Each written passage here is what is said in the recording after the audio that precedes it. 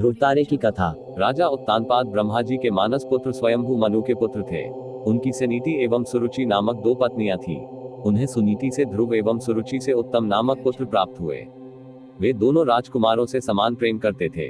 यद्यपि सुनीति ध्रुव के साथ साथ उत्तम को भी अपना पुत्र मानती थी, तथापि रानी सुरुचि ध्रुव और सुनीति से ईर्ष्या और घृणा करती थी। वह सदा उन्हें नीचा दिखाने के अवसर ढूंढती रहती थी। एक बार उत्तानपाद उत्तम को गोद में लिए प्यार कर रहे थे, तभी ध्रुव भी वहां आ गया। उत्तम को पिता की गोद में बैठा देखकर वह भी उनकी गोद में जा बैठा।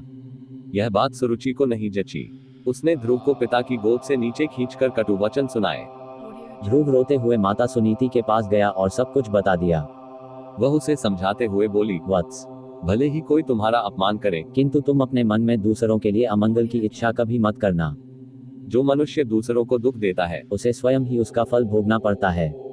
पुत्र, यदि तुम पिता की गोद में बैठना चाहते हो तो भगवान विष्णु की आराधना कर उन्हें प्रसन्न करो। उनकी कृपा से ही तुम्हारे पितामह स्वयंभू मनु को दुर्लभ लौकिक और अलौकिक सुख भोगने के बाद मोक्ष की प्राप्ति हुई थी। इसलिए पुत्र, तुम भी उनकी आराधना में लग जाओ। केवल वे ही तुम्हारे दुखों को दूर कर सकते हैं। सुनीति की बात सुनकर ध्रुव के मन में श्री विष्णु के प्रति भक्ति और श्रद्धा के भाव उत्पन्न हो गए। वह घर त्याग कर वन की ओर चल पड़ा। भगवान विष्णु की कृपा से वन में उसे देवर्षि नारद दिखाई दिए। उन्होंने ध्रुव को श्री विष्णु की पूजा आराधना की विधि बताई। ध्रुव ने यमुना के जल में स्नान किया और निराहार रहकर एकाग्र मन से श्री विष्णु की आराधना करने लगा। 5 महीने बीतने के बाद वह पैर के एक अंगूठे पर स्थिर होकर तपस्या करने लगा। धीरे धीरे उसका तेज बढ़ता गया। उसके तप से तीनों लोग कंपायमान हो उठे।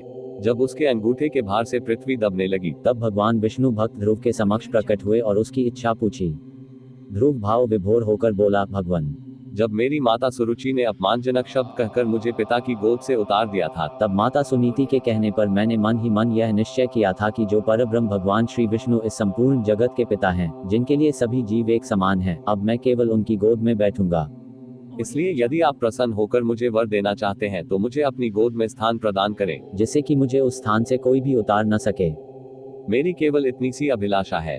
श्री विष्णु बोले, वत्स, तुमने केवल मेरा स्नेह प्राप्त करने के लिए इतना कठोर तप किया है, इसलिए तुम्हारी निस्वार्थ भक्ति से प्रसन्न होकर मैं तुम्हें ऐसा स्थान प्रदान करूंगा जिसे आज तक कोई प्राप्त नहीं कर सका। यह ब्रह्मांड मेरा अंश और आकाश मेरी गोद है।